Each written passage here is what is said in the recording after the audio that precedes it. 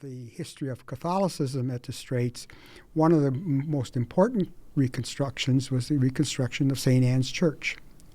And it's there today. Yeah. And so for people who are looking at the history of Catholicism and of Christianity, even in a broader sense, a visit to Michilimackinac and then a visit to the St. Anne's Church is, I think, a must.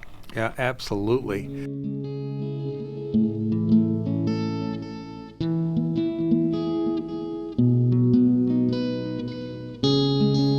I'm Lucian Leone, and this is Fish on Friday. I have a very special guest today, KeithWidder, Curator of History for the Mackinac State Historic Parks up in the Straits of Mackinac. What were you doing when you were at the fort for most of those summers? Oh, supervising staff, and did stuff like some collections work. People would loan us their historic pictures, and I'd photocopy them and print them, develop the film, and people... reporters, people like that, who they needed somebody to escort them. I did a lot of that. Okay, great. Yeah. So if you haven't been up to Fort Michilimackinac in the last 10 or 15 years, it's amazing what that place is like now. I mean, it really is an outstanding museum that they've really rebuilt. It's a wonderful place. And it's a reconstruction.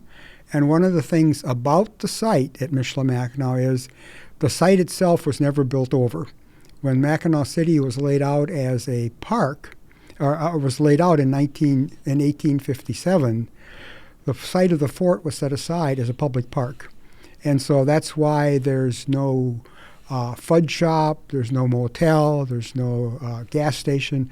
That was a public park. And it doesn't mean there wasn't some desecration of the site, people digging, looking for artifacts and the like, but it's really wonderful. And as we talk about the history of Catholicism at the Straits, one of the most important reconstructions was the reconstruction of St. Anne's Church.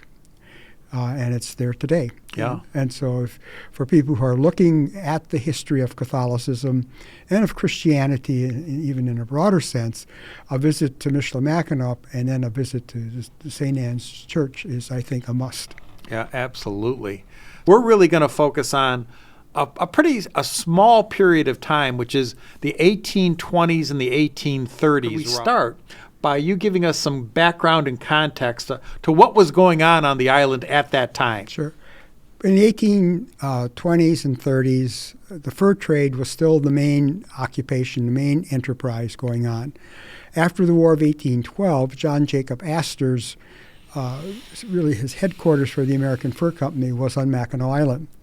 But that was in sequence. If you go back, the fur trade started in the mid to late 1600s. When Father Marquette came to the Straits in 1671, I believe, Claude de Blonde had a mission on the island, Mackinac Island, in 1670. But there already were fur traders. And the fur traders were basically Frenchmen and ultimately French Canadians who traded with the native people living in the area. And I think a misconception that many people have is we often say, the time of the French control, or the British control. Well, neither the French nor the British ever controlled the Straits of Mackinac or the Western Great Lakes. It was controlled by indigenous people. And so in the Straits area, you had among the indigenous people, the Anishinaabe, and then the Adawal and the Huron, who were not Anishinaabe, first had villages in St. Ignace and in the 1670s, and those ultimately moved to Mackinac City in the early 1700s. And there was the Adawal then moved down along Lake Michigan to Cross Village and Harbor Springs. You had further west in Wisconsin, you had the Ojibwe, who were very prevalent in northern Wisconsin and upper Michigan, the Ho-Chunk, the Menominee, the Fox. And it was all these people who the fur traders made contact with, and they married. The fur traders married native women. And out of that came a mixed race people, or people of mixed ethnic groups, which came to be referred to as the Métis. And so by the 1820s, there were many people of this mixed heritage, of which Madame Laframboise, who we're going to be talking about today, was one. And so you have this fur trade going on. But I also want to make a very important point is that it's important to understand the geographic location of the Straits of Mackinac. And the best way I can sort of describe it is if you were to stand on the middle of the Mackinac Bridge and you look to the west, you would see Lake Michigan. And if down below you had a companion who was in a canoe and they started to paddle, and let's say there's two canoes going. One canoe is going to go down the Michigan coast of Lake Michigan, and you would have the Michigan rivers that run into Lake Michigan, like the Muskegon River, the Grand River, the St. Joseph. You can go all the way around the tip of Lake Michigan to the Chicago River, go down that, the Des Plaines River, which ultimately gets you into the Illinois River, which gets you into the Mississippi. If you're on the Mississippi, you can find your way to the Gulf of Mexico. If the second canoe were to go along the northern shore of Lake Michigan and paddle along, and eventually you wind up going down Green Bay.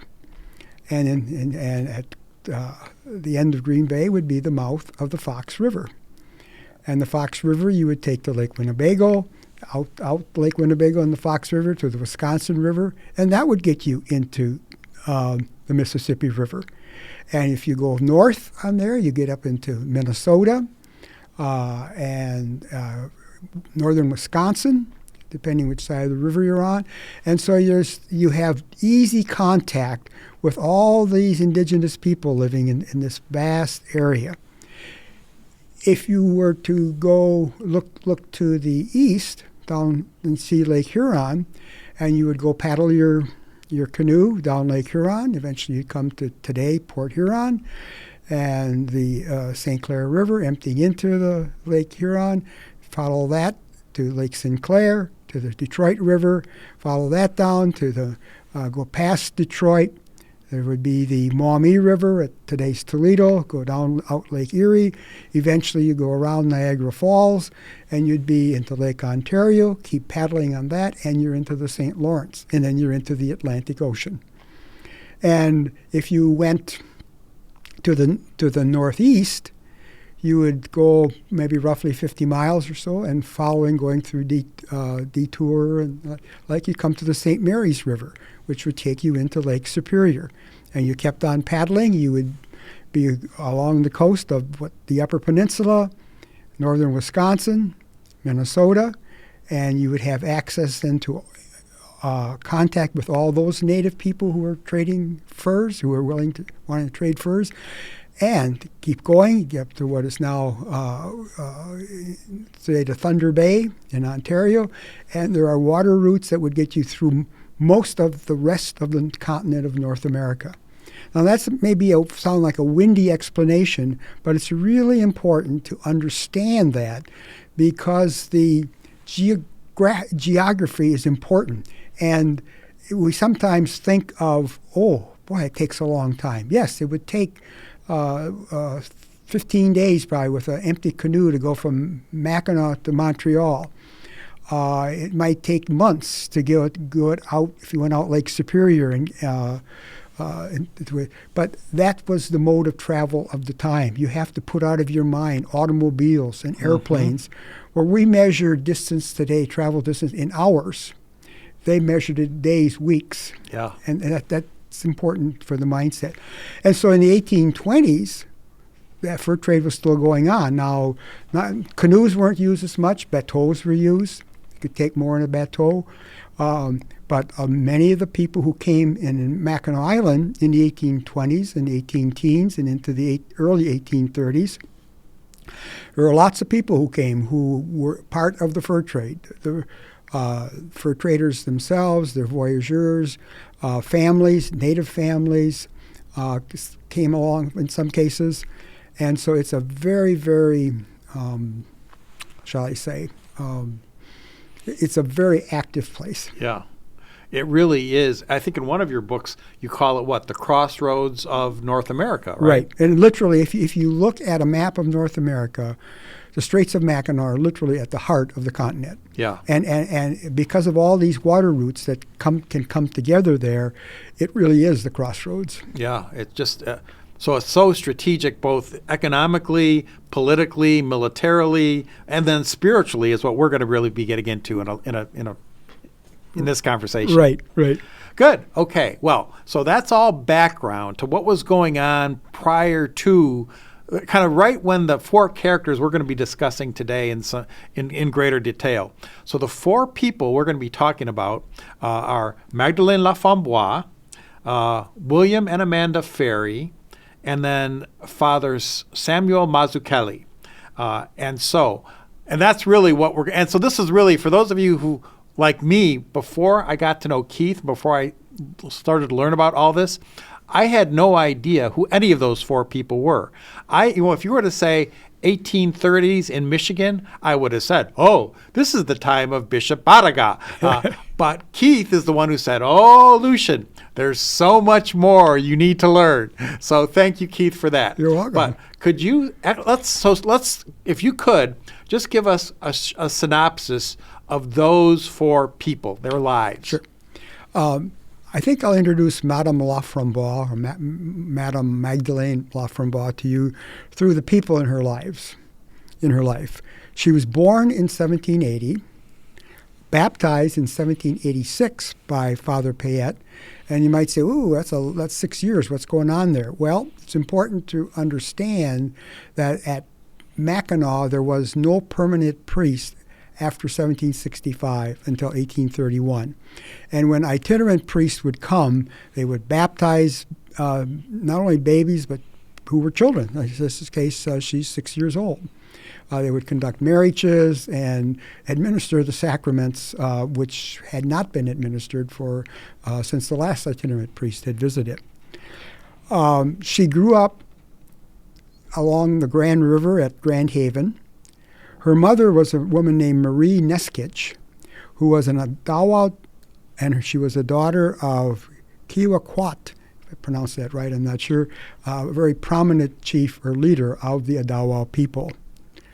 Her father was a man named Jean-Baptiste Marcotte, a French-Canadian trader, and her sister, Therese Marcotte, was also a prominent trader, as Madame Laframboise would be. And as sisters, they'd worked together, and they both lived on Mackinac Island at the end of their lives, and probably would spend maybe all of their summers on Mackinac Island. In some ways, the way the fur trade functioned is the way the tourism business functions today. Lots of people in the summer, not very many people in the winter. People would come to do their business, to trade, to bring furs that had been traded for would be brought in. Native people would come sometimes to do business with government agents, maybe do some more trading, and leave for the winter. And that's really in many ways how tourism functions. People come to enjoy the place, and they're gone. And the climate is such that it sort of dictates that. And her husband then was a man named Joseph Laframboise, and they were married in 1794 or 95, but the marriage wasn't solemnized until 11th of July in 1804. So could you just briefly kind of mention? So I think what I'm assuming you're saying is it wasn't until a priest could come and actually officially married them. Right. But so what would have happened when they first, would that just have been a personal commitment they make to each other? Right, and this was very common. It was called marriage in the fashion of the country. Mm-hmm. This was how probably, I'm sure, most marriages between the Canadians and the indigenous women happened. And that was just the accepted, that's how it was. That's how life was. I mean, life went on, whether there was a priest present or not. And yet the names you see in the church register are people who undoubtedly their Catholicism was important. There were others for who it wasn't. And the names in the church register by far are far from being the biggest number of people in the area. Well, Joseph Laframboise was her husband, and he was killed. And I think 1805. He was murdered by a disgruntled person he had traded with who refused to give him more alcohol. And alcohol was a very important commodity in the trade, and it had lots of bad results. And so one of these results was the murder of Joseph Laframboise. Mm-hmm. Madeline then carried on the family business. Now, at that point, how long had they been married? Let's see. They were married, I think, in 1794 or 95. Okay, so at that point, they had a couple kids, right? Right. They had a daughter named Josette. Okay. She was born in September of 1795, baptized 4 years later by Father Gabriel Richard. And that's another name we'll be talking a lot. But that's as you start to unravel this history, you understand that like Bishop Barraga and Father Mazzucchelli actually were spiritual directors. They knew each other and would spend time with each other. That Father Gabriel Richard would come up from Detroit largely because there were so few Catholics and there were so few Catholic priests, they would have to cover large territories. Right. But keep going. Okay, so Josette was born in 1795 and said baptized 4 years later. She married Captain Benjamin Pierce, who was an officer at Fort Mackinac. And Fort Mackinac the American military had come to Mackinac Island first in 1796. It was after the Treaty of 1783 that ended the Revolution, ceded this territory to the new United States. But the new United States was not powerful enough to occupy all this territory, and the British were in no hurry to leave because they wanted to continue the fur trade. And so in 1796, the post was garrisoned by an American unit. In the War of 1812, the British recaptured Mackinac Island. And then in 1815, the American soldiers came back. And one of those was Captain Benjamin Pierce. And he and Josette fell in love. They were married in a civil service on the 2nd of April, 1816, while Madeline, Josette's mother, was down along the Grand River collecting furs.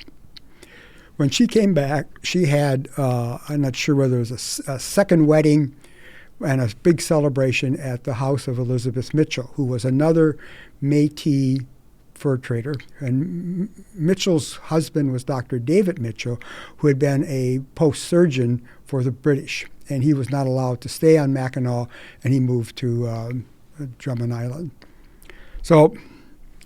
But Josette passed away in 1821, and so did her daughter, who did not live long. She also had a son named Joseph, and Joseph was born in 1806. So this would have been Magdalene's grandson, right? This would have been Magdalene's grandson. No, yes. Let me start this out here. Joseph was, yes, Magdalene's son. Magdalene's son. Okay, Magdalene's son. Okay, great. Yeah. And she took him to Montreal by canoe so he could get an education. Mm-hmm. And one of the really interesting pieces of history here is that he was put under the care of Alexis Laframboise, who I believe was a nephew. And when Alexis wrote to Madeline that Joseph had taken his first communion, it was a big day in her life when she learned that. And, as you mentioned that, Keith, it's one of those, when I was reading the article Keith wrote called Magdalene Laframboise, the First Lady of Mackinac Island, there's just one line in it where it says, and Magdalene wanted to take Joseph to school, so I think they got in a bateau, they got in a canoe or something. They got in a canoe, and they canoed to Montreal. And you just think, oh, well, yeah, we're going to just take my kid to school, so we're going to canoe to Montreal. That would have probably been, a couple weeks in a canoe? Yeah. Probably a couple. Empty canoe, probably. Yeah. Just amazing. Yeah, as I said earlier, it's the whole concept of time for travel. Yeah. I mean, this would sort of picture it as taking your child to college. Yeah. Someplace away. Yep. Yeah. So Anyway, yeah. And then there was a granddaughter named Josette Harriet, who was a daughter of Josette, who survived. So those people, I think each of these individuals in Madeline's life give you a piece of what was going on in the history of Mackinac Island. And one of the things that's happening, and this is really what in some ways both the military and the American Fur Company represent, is the Americanization of Mackinac and of the Fur Trade Society. It represents the coming of American institutions, particularly after the War of 1812. Astor's fur business is one of the largest commercial enterprises in the United States at the time, if not the largest. You have the American military there, which have replaced the British, who had replaced the French earlier. You had also coming to the island were people who represented American institutions, judges. They were locally, there were established local units of government, and officials were elected to those offices. They were surveyors and assessors and what have you. A major change going on is the use of English as the language. I mean, the language of the street on Mackinac Island in 1825 would have been French, augmented by a number of indigenous languages, and English would have been known by very few, except those who came, who were what we would be calling Americans at the time. Mm-hmm. And so you see, and the United States came with an intent that this was going to stick. This was not going to be temporary. And so that meant that the indigenous people, the Métis, the Canadians, all had to some ways determine how they were going to respond, how they could retain some of their own ways and yet adapt to the new ways that were coming and weren't going to be going away. Mm-hmm. Well, that's great. That gives us some wonderful background on Magdalene. Now, could we move on? So who were the Ferries? Okay, William and Amanda Ferry were Presbyterian missionaries, came to Mackinac Island. Well, William came in 1822 in the fall, spent the winter sort of getting a lay of the land, started a Presbyterian congregation with 9 members. He went back to Massachusetts in 1823 in the summer. He was from Granby. Amanda White lived in Ashfield. They were married and came back to Mackinac and opened a school of boarding scholars. And most of the children who would be at this school ultimately would be Métis children who had Canadian fathers and either and indigenous mothers, some of whom were Métis and some who were tribal. And so the Ferries came, but with they were evangelical Protestants, which would clash with the Catholics at the clerical level. And that's important, I think, to remember as I talk about some of the things that went on in the interrelationships between Catholic priest and Ferry, is that this is going on at the clerical level. Now, on the street, I'm sure it's happening, but it's not necessarily going on in the way it is between the priest and the minister. So they came, started this boarding school, and 12 scholars, and where do you think the boarding school was housed? The home of Madame Laframboise, this very devout Catholic. And that was because you could correct me if I'm wrong, but she was just overjoyed that these Christians would be coming to educate the children in the faith. So even though she was a very devout, committed Catholic, she was just thinking, this is wonderful. Yeah, well, even more than Christianity. I mean, the Ferries came to educate these children to be evangelical Protestants. And I'm not sure that the religious thing went as smooth as you may be indicating. But education was critical. Yeah, so at least she appreciated the fact that they were going to educate the children, and that was huge for her. Right. And I think also it's probably unlikely that at this point Ferry was necessarily going to be trying to convert her. Doesn't mean he wasn't trying to maybe teach her Protestant theology. But we really don't know. The record doesn't really give us an answer to that. But it joins together these three people in a common effort. And so, and then the Ferry mission in 1825, the mission house, which still stands on Mackinac Island, was built. And ultimately, that school would probably have about 200 students. Wow. Not at one time, but over the course of years. Over the course of its 14-year history, And there were not all that many converts. I don't know, 15, 20, maybe at most, in the school. But the school was a point of education. And you see, in many ways, the fathers of these children, whether they were French-Canadian, whether they were Métis, whether they were American fathers, wanted their children educated. Yeah. And that was the way of the fur trade. It was not unusual for a trader to send their children back east to Montreal or sometimes other places for education, as Madeleine Laframboise had done with Joseph. Yeah.